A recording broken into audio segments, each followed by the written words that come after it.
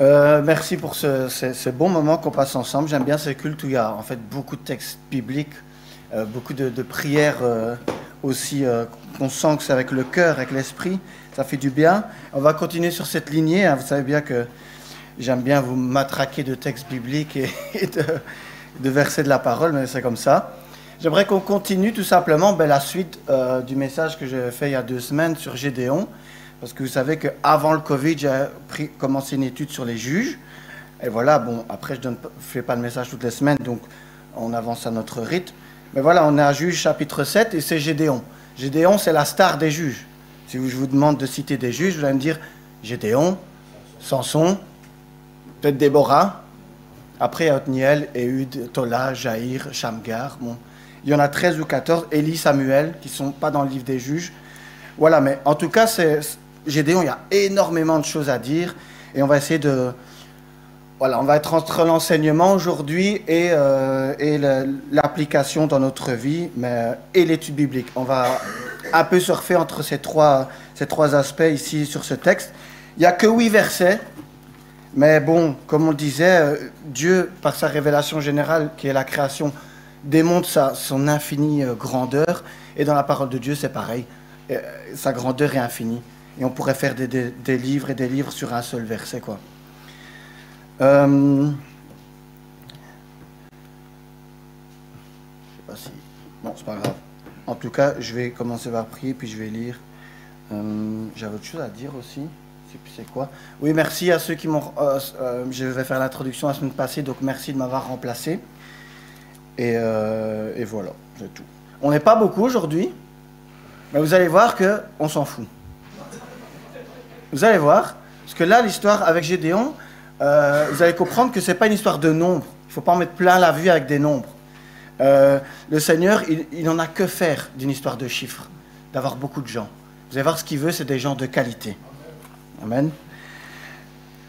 Père éternel, bénis ta parole ce matin, et c'est par l'Esprit que je parle, que je la comprends. Ce n'est pas par mon simple... cerveau d'être humain, Seigneur, c'est simplement par ton esprit, et que ça puisse nous faire du bien et que ça puisse germer dans nos cœurs afin que nous puissions l'appliquer aussi chez nous, Seigneur. Pas seulement la recevoir, mais l'appliquer dans nos vies. Au nom de Jésus, Amen. Juges chapitre 7, versets 1 à 8. Jérubbaal, qui est Gédéon, et tout le peuple qui était avec lui, se levèrent de bon matin et campèrent près de la source de Harod.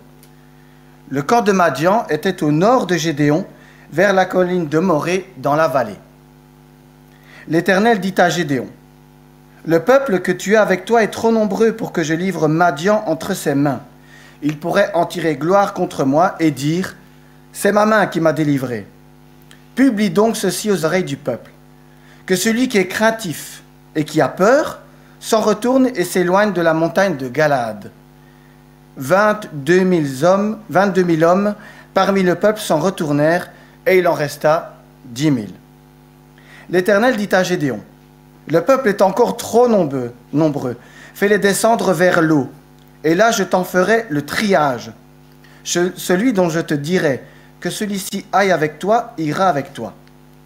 Et celui dont je te dirai que celui-ci n'aille pas avec toi, n'ira pas avec toi. » Gédéon fit descendre le peuple vers l'eau, et l'Éternel dit à Gédéon, « Tous ceux qui laperont l'eau avec la langue comme lappe le chien, tu les sépareras de tous ceux qui se mettront à genoux pour boire. Ceux qui lapèrent l'eau en la portant à la bouche avec leurs mains furent au nombre de 300 hommes. 300 hommes. Je ne sais pas vraiment ce qu'on dit. Et tout le reste. Comment est-ce qu'on dit ? On peut dire les deux. Hein. À partir d'aujourd'hui, on peut dire les deux. Je rigole. Ok. Et l'Éternel dit à Gédéon, « C'est par les 300 hommes qui ont la paix que je vous sauverai et que je livrerai Madian entre tes mains. Que tout le reste du peuple s'en aille chacun chez soi. » On prit les vivres du peuple et ses trompettes. Puis Gédéon renvoya tous les hommes d'Israël, chacun dans sa tente, et il retint les 300 hommes. Le camp de Madian était au-dessous de lui dans la vallée. Histoire bien connue, je suppose, si vous connaissez Gédéon, du tri à la source. Et encore une fois, moi, je ne savais pas quoi dire sur sur ce texte, mais en le lisant, en relisant, en regardant toutes les concordances, ben, on se rend compte qu'il y a... C'est une source, en fait, qui jaillit, intarissable. On se demande d'où ça sort, et ça n'arrête pas. Et à propos de source, on dit que Gédéon est à la source de Harod. Alors moi, j'aime bien regarder le contexte géographique parce que c'est important. Sinon, Dieu ne donnerait pas cette précision dans la Bible. La source de Harod en 2022, vous voyez, je l'ai entouré d'un petit carré jaune. C'est une grotte où il y a une source qui jaillit du sol. D'accord? C'est de l'eau potable, claire, transparente. Et voilà, l'État d'Israël en a fait tout un petit endroit où on peut se baigner, où on peut camper, où il y a des barbecues, tout ça. C'est vraiment un lieu de vie qui regorge de vie. Et vous voyez, c'est franchement assez sympa. Je ne sais pas si Anne-Marie, Jean-Marie ont été la voir. Ouais, tu ne te rappelles plus? Anne-Marie s'en rappelle. C'est pas grave. Et donc, c'est dans la vallée de Jizréel, si vous voulez. C'est une vallée qui relie la Méditerranée au lac de Galilée, un peu en dessous. C'est toute une vallée fertile. Et la source, elle apparaît ici. Je pense, j'essaie de changer. Tu peux mettre la suivante si tu veux, Michel. Ouais, c'est allumé. Donc je vais peut-être rallumer encore une fois. Et donc, c'est là où l'Éternel fait le tri entre les soldats. Ça ne change pas, pas grave.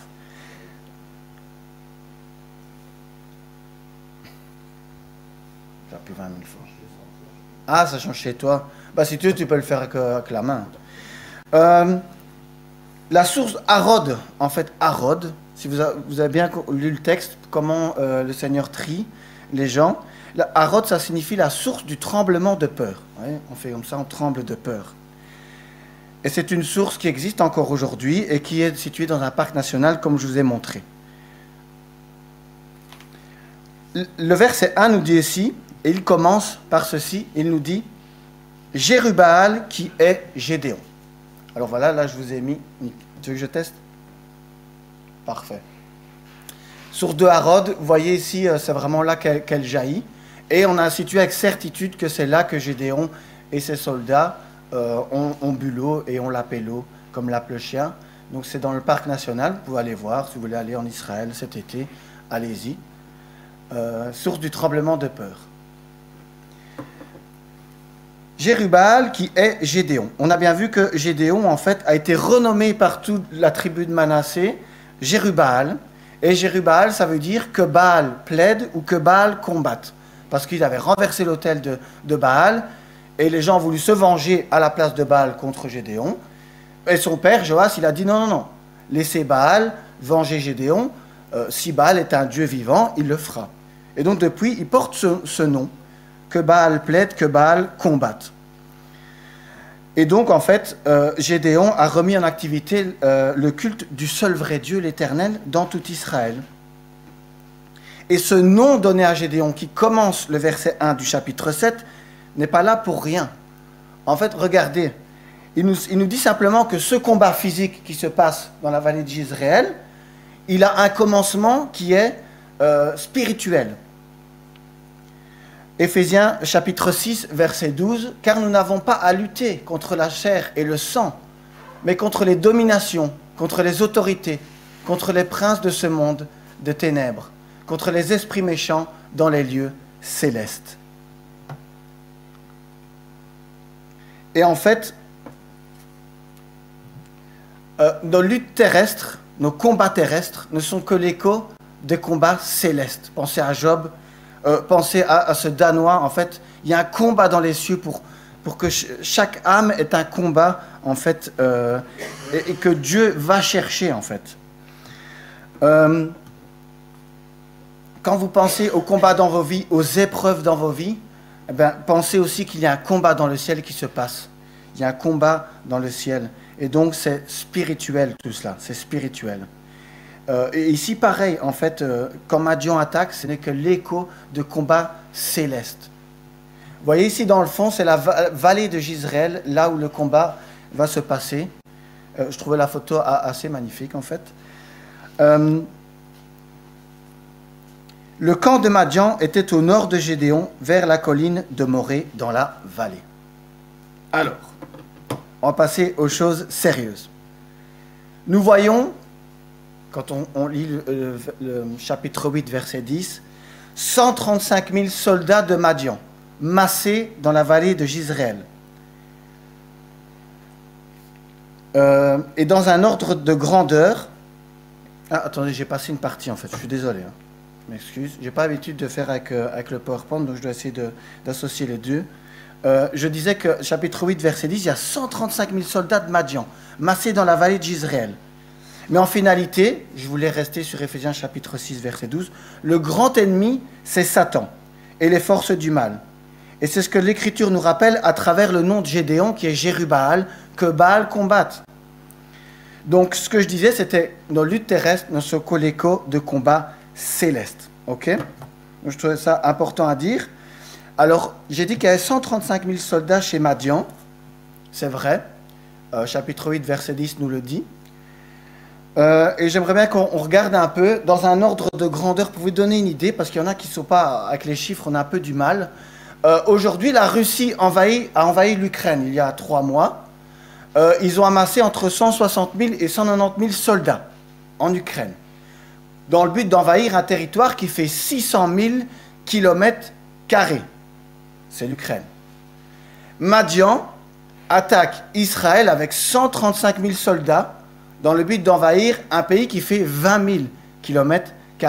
Un pays 28 fois plus petit. D'accord? Et donc, dans un ordre de grandeur, c'est pour ça qu'en fait, au verset 6, au chapitre 6, verset 5, on dit ceci de Madian. Écoutez bien, et chaque mot est important quand on lit la Bible. Madian montait avec leurs troupeaux et leurs tentes. Ils arrivaient comme une multitude de sauterelles. Ils étaient innombrables, eux et leurs chameaux, et ils venaient dans le pays pour le ravager.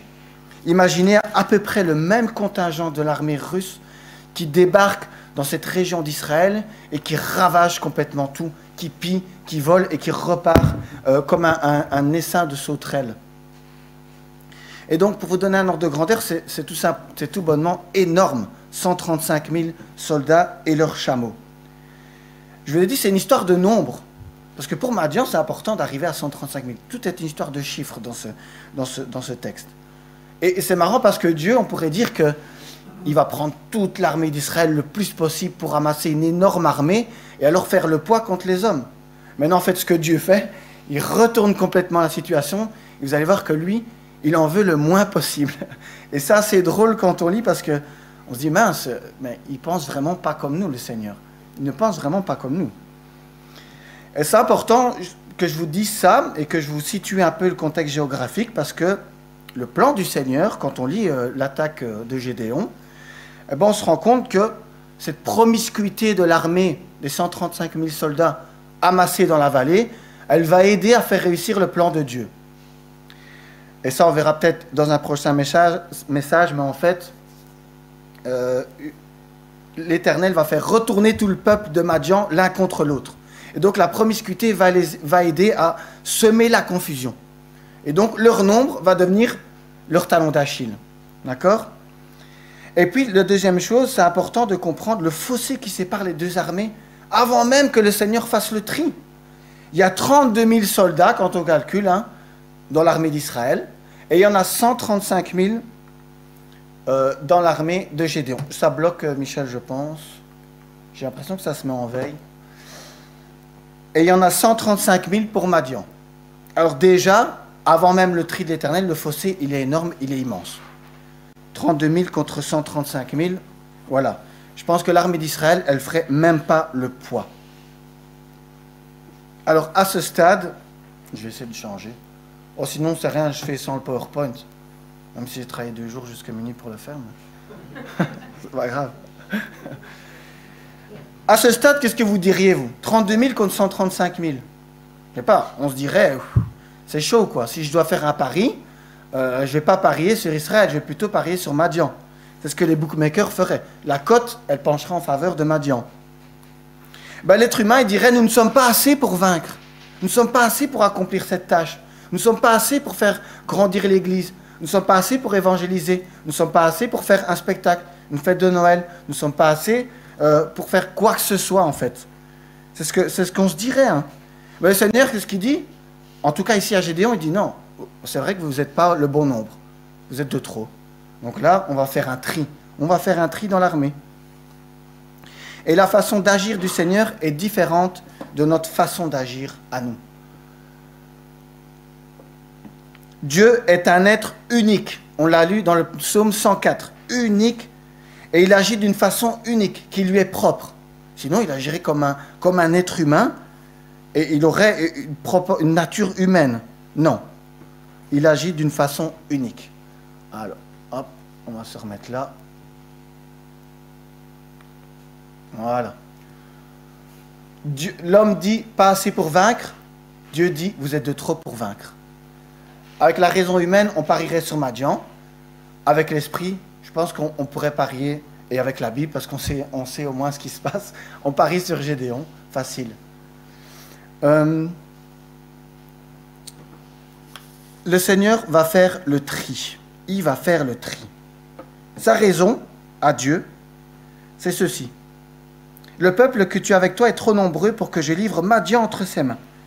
Il pourrait en tirer gloire contre moi et dire, c'est ma main qui m'a délivré. Alors déjà, le Seigneur avait donné des avertissements parce que l'homme, dans son orgueil, a tendance à ramener toute la gloire vers lui. Parce que, je le dis souvent, on est des petits soleils, nous sommes des petits soleils et on veut que tout le monde tourne autour de nous et que tout revienne à nous. Nous sommes une génération égocentrique, d'accord? Alors qu'on doit être christocentrique, centré sur Christ, pas sur nous-mêmes. Deutéronome, chapitre 8, c'est un peu petit peut-être pour lire, je suis désolé.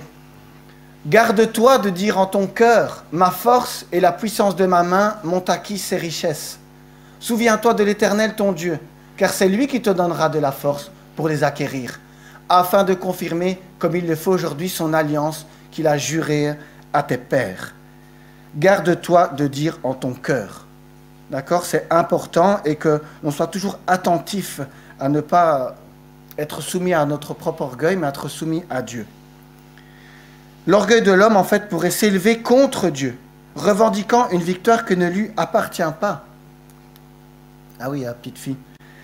Cela reviendrait à la même réaction, c'est pas Clara, c'est un autre enfant. Cela reviendrait à la même réaction qu'un enfant qui proclame avoir confectionné seul un gâteau parce qu'il a mis une cuillère à sucre dans la recette. Vous voyez? C'est la même chose. On prend toute la gloire alors qu'on a fait un petit peu de la part du travail que le Seigneur a accompli de son œuvre. Hein, ça reviendrait à la même réaction. D'accord?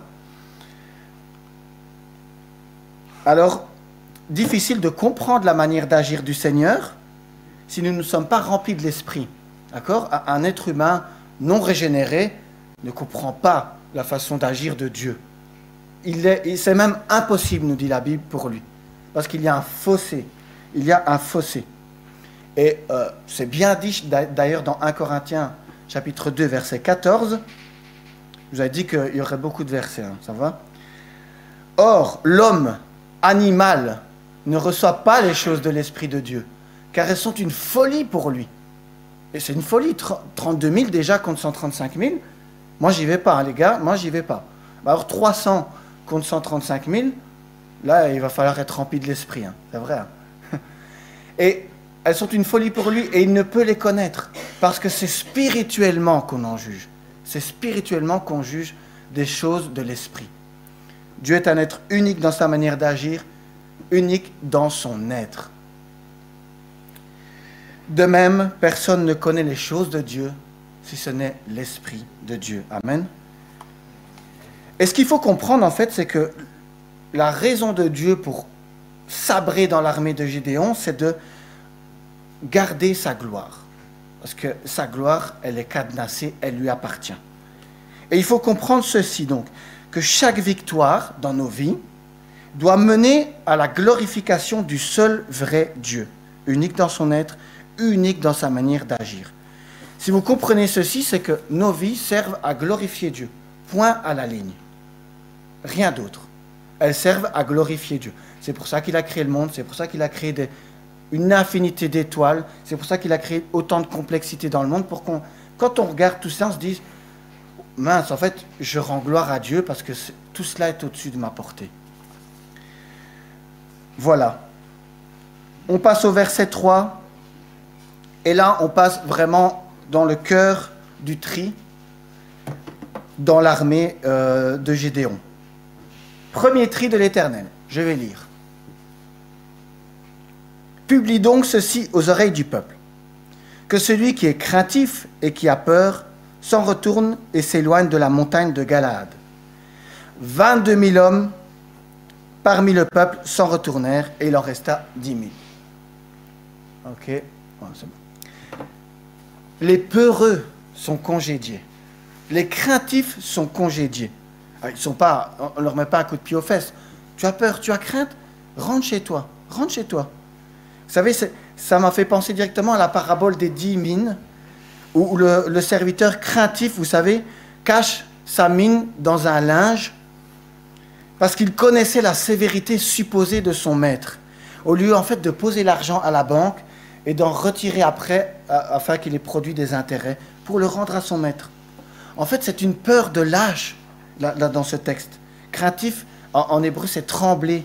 C'est une peur de lâche qui ne découle pas de l'amour ni du respect envers son maître. Et vous voyez, là, j'ai mis un passage de la parabole des 10 mines, Luc 19, versets 20 à 21, et un autre vint, disant, « Maître, voici ta mine que j'ai gardée, déposée dans un linge, car je t'ai craint, parce que tu es un homme sévère. Tu prends ce que tu n'as pas mis, et tu moissonnes ce que tu n'as pas semé. » Alors vous faites quoi si vous êtes avec un maître sévère qui vous confie une tâche? Ben vous la faites. Vous la faites. Parce que si vous ne faites pas le contraire, justement, vous prenez sa colère. Donc, c'est complètement déraisonné ce qu'il a fait. Donc, c'est une peur de lâche. Et c'est ça, en fait, le tri de l'Éternel. Là, c'est vous êtes peureux, vous êtes craintif, rentrez chez vous, tout simplement. Et donc, d'un vrai respect du maître découlerait un service consciencieux. Oui, consciencieux. Il en va de même dans l'Église. Aujourd'hui, combien méprisent le service de Dieu au sein de l'Église et passent leur temps à se justifier ou à chercher des excuses ou même à critiquer pour ne pas servir. Hein? Maintenant, vous le savez aujourd'hui, même le nombre n'a pas d'importance. Même le nombre n'a pas d'importance. Et dans le peuple de Dieu, ici on voit sur les 32 000 hommes, dans le peuple de Dieu, effrayante est la proportion des déserteurs. Effrayante est la proportion des déserteurs. Comme les 22 000 soldats craintifs qui rentrèrent chez eux et qui pourtant faisaient partie du peuple de Dieu, étaient sous les mêmes bénédictions, sous les mêmes promesses, sous la même alliance. Quelle est la proportion de chrétiens prêts à fuir à la première difficulté? Et comme dans ce passage, en fait, seul un temps de persécution pourrait vraiment nous le révéler. C'est quand on est soumis à l'extrémité qu'on est vraiment, on voit notre cœur, en fait. Ça rebloque. Ça va, t'énerve pas. Calme, calme. En fait, c'est pas nouveau. Hein. Le Seigneur n'a pas inventé une raison pour les soldats de rentrer chez eux. Il leur avait déjà donné bien avant des raisons pour lesquelles ils ne devaient pas s'engager dans l'armée, afin de ne pas être des boulets pour les autres. Deutéronome chapitre 20. Et vous voyez, pour s'engager dans l'armée, il ne fallait pas... il y avait 4 raisons qui vous rendaient inutiles au combat. Merci Michel. Deutéronome chapitre 20, d'accord?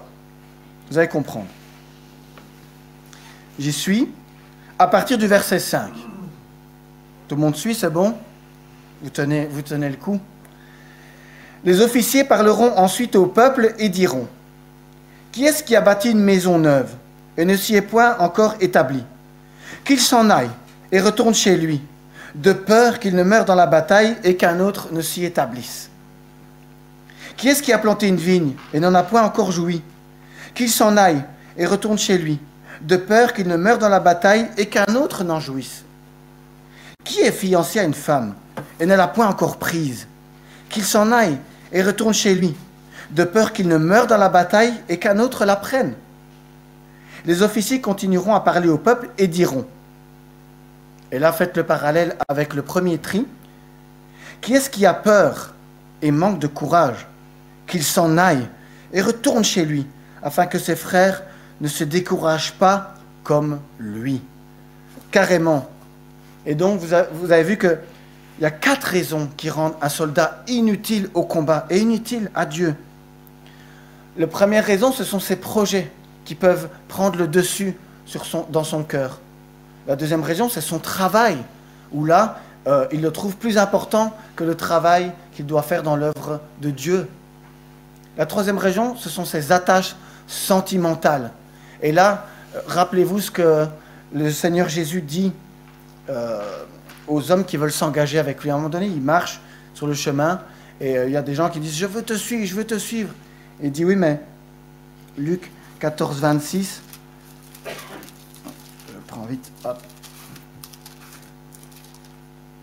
De grandes foules faisaient route avec Jésus. Il se retourna et leur dit « Si quelqu'un vient à moi, sans me préférer à son père, à sa mère, à sa femme, à ses enfants, à ses frères et à ses sœurs, et même à sa propre vie, il ne peut être mon disciple. » Sous-entendu, cet amour pour Dieu est la priorité dans nos vies, il est au-dessus de tout. Il chapeaute tout le reste. Non pas qu'on n'ait pas d'amour pour les autres, mais il est peut-être moins intense et surtout il n'est pas éternel. Et l'amour qu'on a envers Dieu, il sera éternel. On voit en fait que ces 4 aspects, ils découlent de quoi? Ces 4 raisons qui rendent inutile un soldat, c'est juste le fait que l'on veut rester dans sa zone de confort. On veut rester juste dans ses petits projets, son travail, pas rester dans ses attaches sentimentales, et surtout la dernière, ne pas faire face à ses craintes, face à ses peurs. En résumé, on pense que c'est nous qui avons notre propre force. Et alors, tout ça, ça rend un soldat inutile à Dieu et à son œuvre. Vous voyez, j'avais noté ça dans ma Bible. Rien ne sert d'avoir beaucoup de gens, mais peu de soldats finalement. Ça ne sert à rien, hein, d'avoir beaucoup de personnes, mais peu de soldats. Parce que dans la bataille, on a besoin de soldats. On n'a pas besoin de peureux. Et j'aime bien la note de MacArthur dans ma Bible d'études qui dit ceci, à propos de Deutéronome chapitre 20. « Celui dont le cœur n'était pas motivé pour cela, pour le combat, ne devait pas y aller. Ceux qui avaient l'esprit occupé ailleurs ou avaient peur pouvaient quitter l'armée et rentrer chez eux, puisqu'ils seraient inutiles dans la bataille et seraient même une source de découragement pour les autres. Rien ne sert d'avoir beaucoup de gens, mais peu de soldats. » À ce stade, à la source de Harod, il reste 32 000 moins 22 000, 10 000 soldats. 10 000 soldats. C'est encore trop pour l'Éternel. 10 000 contre 135 000.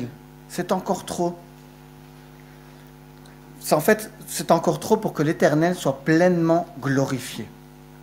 Moi, j'ai mis ça en parallèle avec le verset le message que j'ai fait il y a 2 semaines, où on parlait de la toison, de la rosée et tout ça. Et Gédéon demande 2 miracles, coup sur coup. Et moi, c'est pas une vérité théologique, hein, moi je prends le risque. Et le Seigneur, qu'est-ce qu'il fait? Tu m'as demandé 2 miracles, je vais faire 2 tris dans l'armée. Des 32 000, je vais passer à 10 000, des 10 000, je vais passer à 300. Ok? 2 miracles, 2 tris. C'est un peu, pas donnant-donnant, mais on va dire que, voilà, les comptes se remis à 0. Mais sur ces 10 000 restants, lesquels en fait sont réellement prêts? On se dit, ouais, les 10 000 qui restent, ce ne sont pas des peureux, ce ne sont pas des craintifs, puisqu'ils sont restés. Mais là, on va passer vraiment dans les profondeurs du cœur. Et là, c'est vraiment que l'esprit qui peut sonder ces profondeurs. Et ce qui est chouette en lisant ça, c'est que d'un geste quotidien et anodin, le Seigneur va directement juger les cœurs. Et on va rentrer un peu plus en détail là-dedans.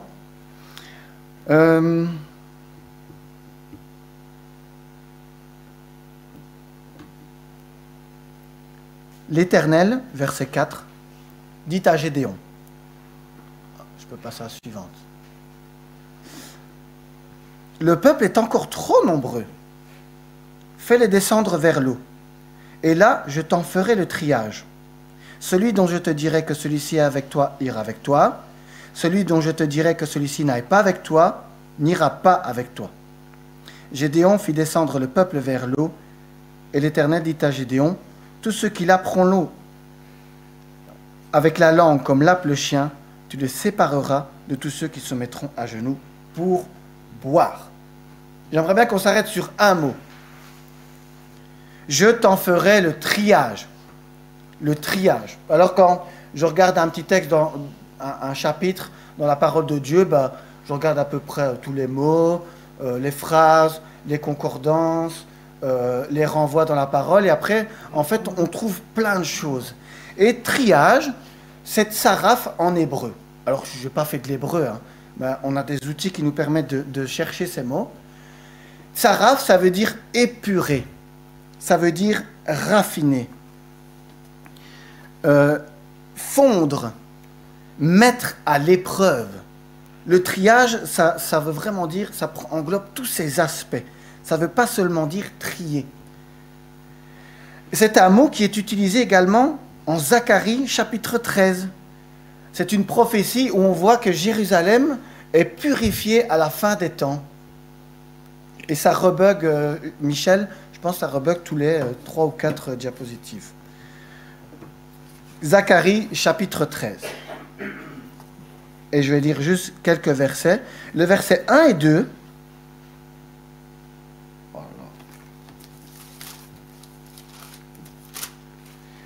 En ce jour-là, c'est la source d'Arod, où il va faire le triage. En ce jour-là, une source sera ouverte pour la maison de David et les habitants de Jérusalem, pour le péché et pour l'impureté. En ce jour-là, dit l'Éternel des armées, j'exterminerai du pays le nom des idoles, afin qu'on ne s'en souvienne plus. J'ôterai aussi du pays les prophètes et l'esprit d'impureté. Et versets 8 et 9, dans tout le pays, dit l'Éternel, et donc il parle des Hébreux, des Israélites. Les 2 tiers seront exterminés, périront, et l'autre tiers restera. Je mettrai ce tiers dans le feu, et je le purifierai comme on purifie l'argent. Je l'éprouverai comme on éprouve l'or. Il invoquera mon nom, et je l'exaucerai. Je dirai, c'est mon peuple, et il dira, l'Éternel est mon Dieu. Ah ben elle est là, merci. Je trouve que c'est trop petit. Donc c'est vraiment cette idée de tsaraf, trier, fondre, épurer, raffiner, mettre à l'épreuve. Et c'est ce que le Seigneur dit. Ils vont boire à l'eau, mais c'est moi qui vais trier ce peuple, le raffiner, l'épurer, pour en ressortir le meilleur. Et vous voyez que, en fait, le cœur fidèle d'un guerrier se révèle durant la bataille auprès de son roi, et non après la bataille. Et donc, il va avoir ce tri. Et c'est à travers le creuset de l'épreuve que les élus se révèlent. Vous savez, dans le témoignage que Natacha a donné, ce que j'ai bien aimé, c'est que elle a dit, il y a eu toute une série d'enseignements, et petit à petit, il a été guéri. Et l'enseignement, c'est la parole de Dieu. Et donc, c'est la parole de Dieu qui guérit, mes frères et sœurs. Et Dieu nous parle de 3 façons différentes. 3 façons différentes, c'est 1, la parole de Dieu, 2, la prière, 3, à travers le creuset de l'épreuve, de la souffrance, des combats. Ne cherchez pas ailleurs, ne cherchez pas autrement. Parole, prière, creuset de l'épreuve. Que celui-ci aille avec toi, il ira avec toi.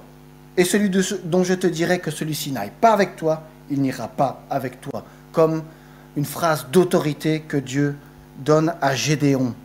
J'aime bien parce que Dieu choisit, il ira avec toi. Dieu élit, il n'ira pas avec toi.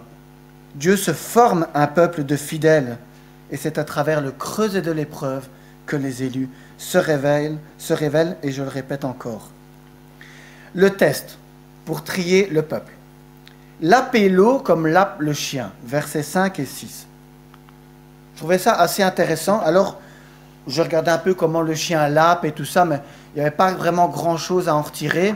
Il y a eu beaucoup d'études, en fait, qui ont étudié le lapement d'un chien, et notamment de tous les carnivores, parce qu'ils n'ont pas de joues.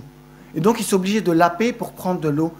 Et en fait, ils vivent au jour le jour parce qu'ils n'ont pas de joues, comme l'extrême, c'est les cobayes, où ils gardent beaucoup de nourriture dans leurs joues et ils peuvent vivre quelques jours sans manger. Qu'un carnivore doit vivre au jour le jour et même boire d'une façon différente. Mais il a une technique exceptionnelle pour boire qui a fait l'objet d'études scientifiques. Voilà, j'en parle pas, mais si vous voulez aller voir, il y a des vidéos en 4K très intéressantes qui montrent le lapement d'un chien. C'est vraiment exceptionnel. Mais pour pas rallonger, je n'en parle pas. En fait, sa langue, elle forme un J. Et alors, ça fait un petit tourbillon et ça permet de ne pas gaspiller de l'eau. Voilà, tout simplement. Vous savez, le chien, si je vous dis chien et Bible, vous me dites quoi? Est-ce que ça a une bonne image dans la Bible, un chien? Pas vraiment. Il y a pas une... C'est pas Jézabel qui s'est fait lécher... l'ont léché, ouais. C'est vraiment pour dire tu fais partie de la fange de la société. C'est un animal comparé au rejet, quoi, le chien. Et en cherchant, en fait, une utilisation positive de ce mot, je me dis, il l'appelait comme l'appelle le chien. En plus, c'est les 300 qui sont récupérés par Dieu. C'est quand même que c'est plutôt positif. Qu'est-ce qu'il y a de positif là-dedans? Donc, en fait, j'ai trouvé quelques versets où c'est utilisé d'une façon positive. 2 Samuel, chapitre 9, verset 8. Je vais vous poser une question. Qui est-ce qui prononce cette phrase? Il se prosterna et dit, « Qu'est ton serviteur pour que tu regardes un chien mort tel que moi ?» Je compte jusqu'à 10. Qui? Non, presque. Salomon? Non, presque. C'est quelqu'un qui parlait à David. Non. Non. Si je l'imite, je vais faire comme ça. Non, avec un... Mephibosheth. Il est pied beau. Je ne sais pas trop ce que ça veut dire. Je suppose qu'il boitait ou qu'il avait plus de pied. Oui, c'est ça, exactement. C'est Mephibosheth qui parle à David. Vous étiez pas loin. Hein. Et le chien, c'est vrai qu'il a une mauvaise réputation, mais Mephibosheth, dans son humilité, hein, vraiment dans sa reconnaissance de sa faible condition humaine, parce que lui qui était traité comme un rien, comme un chien, il dit, qu'est ton serviteur pour que tu regardes un chien mort tel que moi? Parce que David, dans sa grâce, l'a invité à sa table, l'a invité à manger tous les jours de sa vie. Et donc, il l'a remis dans sa condition qu'il était avant. Il l'a anobli alors que c'était un chien, considéré par la société israélienne comme un chien. Et donc, le chien est connoté positivement dans le sens où quand l'homme reconnaît la faiblesse de sa condition humaine. Vous me suivez? Dans le sens où l'homme se reconnaît à un chien face à Dieu, face à une bête qui mérite juste le rejet. Et une bête à laquelle Dieu a invité à sa table et l'a invité à manger, à boire pour l'éternité. En fait, nous sommes, par le péché, totalement dépravés. Dépravation totale, c'est une doctrine de la théologie, mais Dieu nous invite à sa table, il nous régénère et nous rend une condition que nous n'avions pas. L'appello, comme l'appelle le chien, en fait, c'est que les soldats sélectionnés, en fait, avaient l'attitude de cœur qu'a eu Mephibosheth, sans s'en rendre compte, dans un geste anodin et quotidien. Ils avaient cette attitude de cœur pour rentrer dans la bataille. Donc, ils étaient prêts à rentrer parce qu'ils avaient une sincère reconnaissance de leur faiblesse humaine, de leur faible condition humaine. J'insiste sur le mot condition humaine. En regard, en fait, de quoi? De la grandeur de Dieu. Comme Mephibosheth, en regard de la grandeur du roi David. Et c'est pour ça que Dieu sélectionne ces 300 personnes, mais aussi, il dit ceci, verset 6a, « Ceux qui lapèrent l'eau en la portant à la bouche avec leurs mains, au singulier, hein, furent au nombre de 300 hommes. » Tom, je ne sais plus. Ça m'énerve. Hein. Et vous ne m'aidez pas, hein, vous 100 hommes, bah oui. Oui.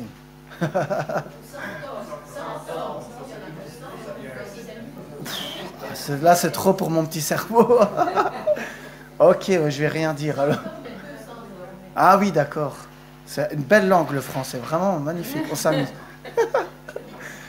Et donc, ils prennent l'eau et il la porte à la bouche et il lappe. Bon, assez drôle, hein. Alors, il y avait autre chose aussi. Ce que je voulais dire, c'était que les soldats sélectionnés pour la bataille ont été sélectionnés sur 2 critères. 1, ils lappent l'eau, comme lappe le chien. 2, ils portent l'eau à la bouche avec leurs mains. Ces 2 critères-là. Et j'aime bien, en fait, vous savez, quand je parle des tribus de Manassé, je vous avais expliqué que Gédéon faisait partie de la tribu de Manassé. Je ne vais pas vous faire tout le topo.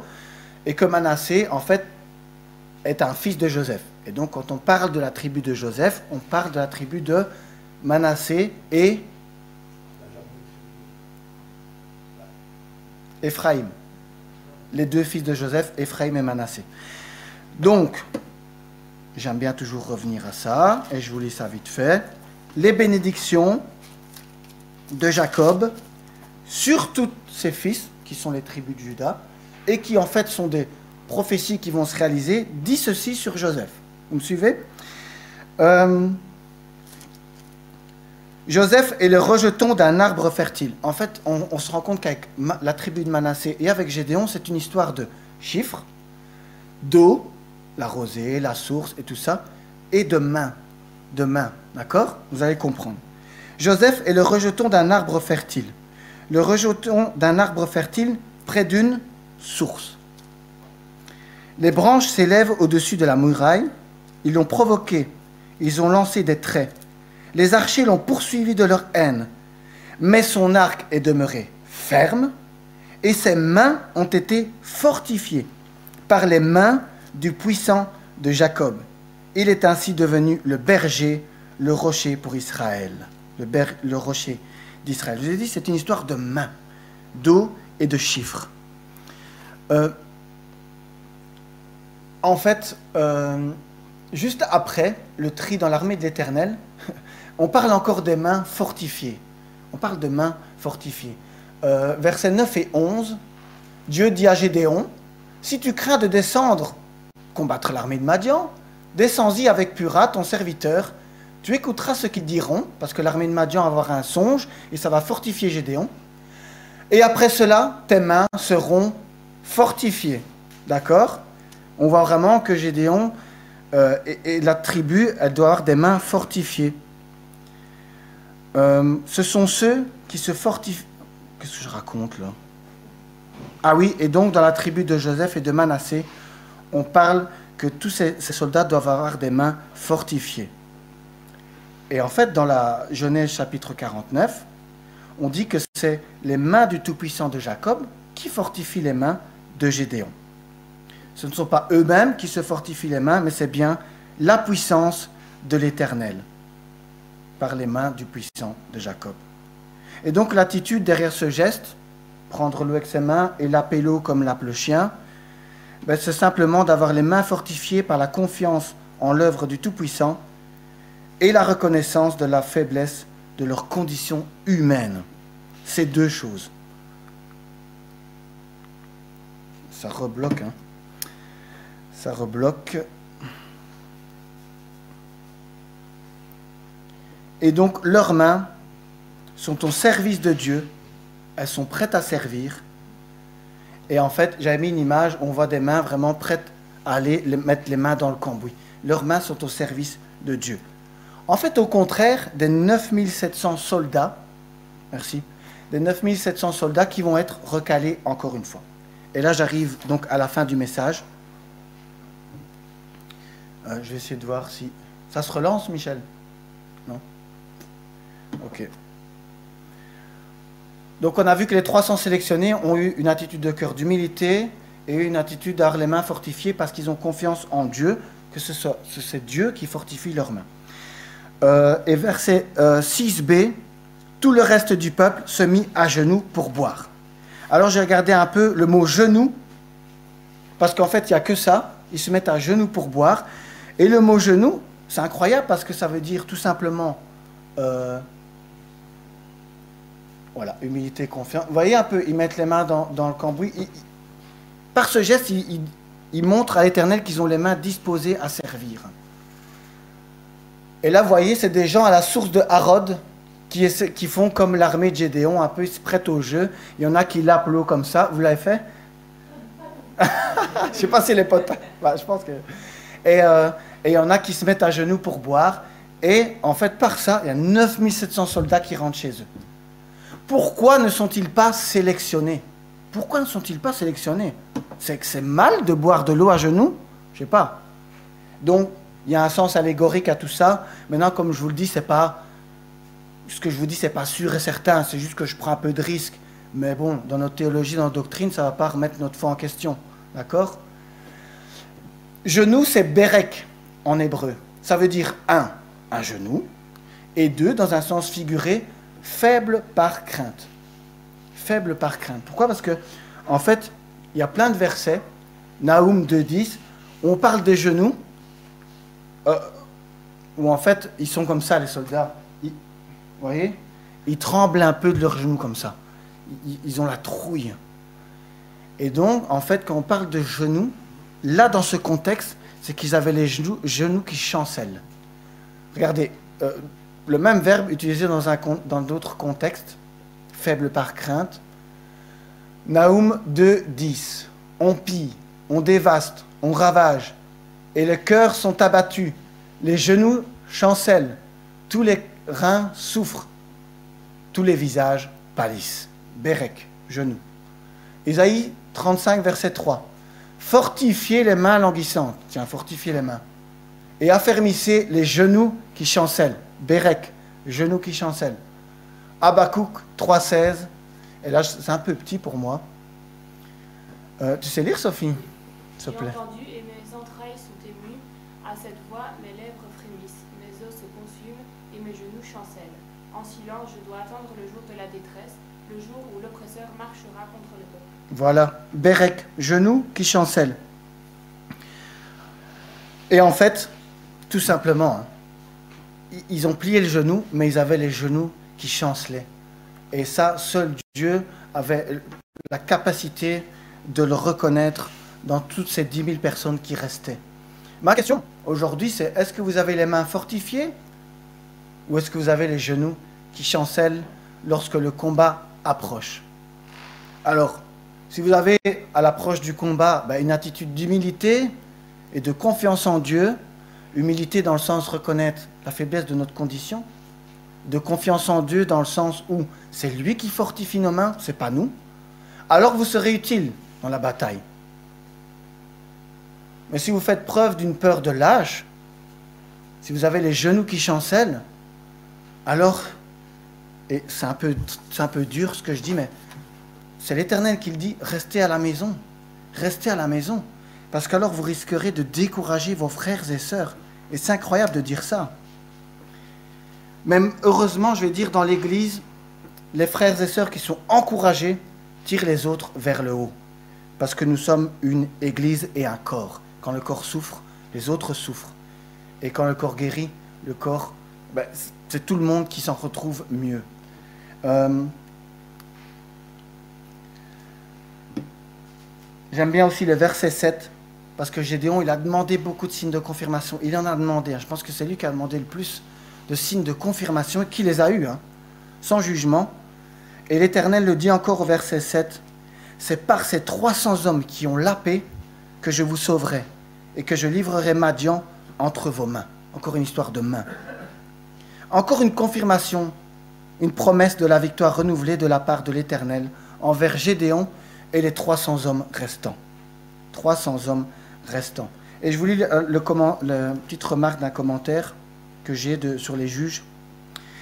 Ces soldats ont montré par le geste anodin et quotidien, boire l'eau dans une source au Moyen-Orient, c'était quotidien, leur disponibilité pour toute éventualité dans le combat. Vous savez, Dieu cherche aujourd'hui la qualité et non la quantité. C'est pour ça que je vous ai dit au matin, on n'est pas beaucoup, mais ce n'est pas grave. Dieu cherche la qualité et non la quantité. La qualité de cœur et non la quantité. Ni les qualifications. Dieu, qu'est-ce qu'il s'en fout de ça, franchement? Il s'en fout, il veut juste un cœur disposé, un cœur humble et des mains prêtes à être fortifiées. Je dirais que la seule qualification pour être au service de l'Éternel, c'est de ne pas en avoir. La seule qualification, c'est de ne pas en avoir. C'est Dieu qui appelle, c'est Dieu qui qualifie. En plus, et je termine, Le plan de Dieu pour Gédéon, dans cette bataille, là, on retourne au texte, il ne nécessitait même pas d'avoir une armée énorme, hein, parce que vous allez voir que Gédéon va se battre avec une cruche et des flambeaux à 300 et des trompettes. Alors, 300 soldats, c'est pas beaucoup, mais 300 trompettes, ça fait du bruit. Hein. Ah ouais, je voulais dire, 300 trompettes, ça fait du bruit. Et il fallait juste ça. Hein. Moi, j'ai envie de crier aussi ce matin, comme les 300 qui accompagnaient Gédéon, qui étaient disposés autour du camp Madian, autour des 135 000 soldats. Il est dit ceci, épée pour l'Éternel et pour Gédéon. Amen. Épée pour l'Éternel et pour Gédéon. Que vraiment on puisse avoir cette attitude de cœur. Et si nous ne l'avons pas, si nous reconnaissons une faiblesse, moi je la reconnais, hein, qu'on remette ça entre les mains de Dieu, parce que c'est lui qui fortifie nos mains. Et je suis souvent soumis à l'orgueil, moi le premier, et j'en appelle au Seigneur et à l'Esprit pour qu'il m'humilie tout simplement. À travers quoi? Le creuset de l'épreuve aussi. Hein. Voilà. Merci de m'avoir écouté. Désolé pour la concordance avec le PowerPoint que je n'ai pas l'habitude d'utiliser. Donc voilà, je vous remercie de votre patience. C'est probablement le dernier message que je ferai avant le départ en Suisse. Et donc, merci pour ces dizaines d'années où vous m'avez écouté, où vous m'avez supporté. Et vraiment, c'est une église. On verra, hein, c'est pas moi qui décide. Non, mais où vraiment, vous m'avez permis d'éclore, en fait, dans cette église, et vous étiez un peu mon laboratoire, où j'ai pu faire un peu mes expériences et mes armes. Et vraiment, merci du fond du cœur, et merci pour votre amour à me supporter. Amen.